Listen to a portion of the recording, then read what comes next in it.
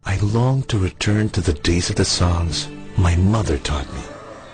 Okay, ako po ay nagbabalik sa inyo. Muli, ang inyo napapakinggan ay ang Kumusta mga kaibigan ng Maria Capra. Ako po muli, ang inyong kuya Peps dito sa Balitang Musikahan. Okay, so ito po ang kauna-unahang musikahan, no? Balitang musikahan sa buong Laguna. Ayokong angkinin na buong Pilipinas sapagkat tayo-tao lang, baka tayo magkamali, no?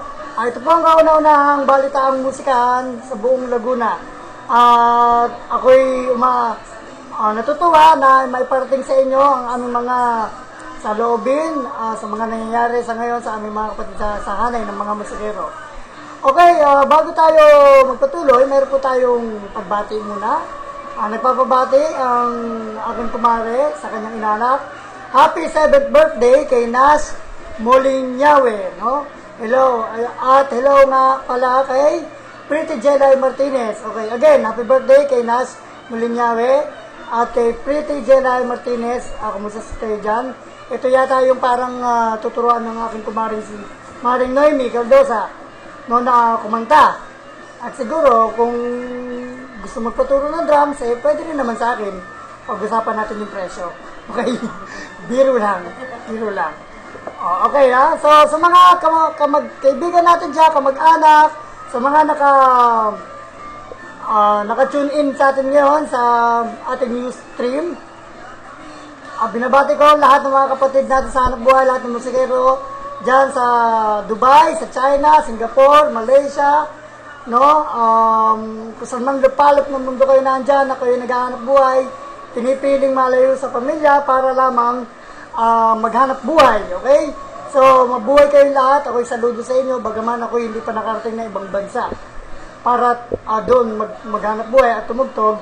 Ako naman ay masaya na nandito sa Pilipinas at kasama ang aking buong pamilya. Bagaman kayo nandyan, papasalamat ako sa mga Pilipino na talagang patuloy na nagpapakitang gilas, pinapakita ang kanilang talino at kagalingan sa pagtugtog ng kanilang mga musical instruments.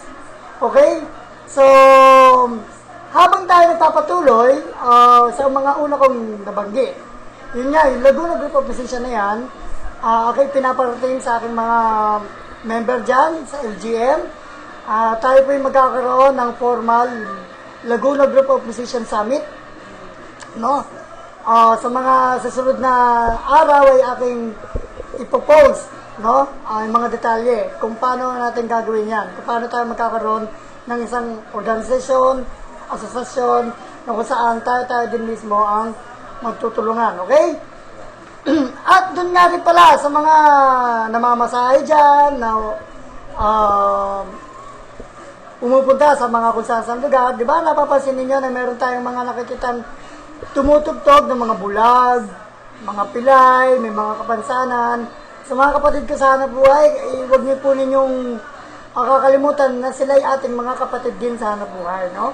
Kaya ako, hanggat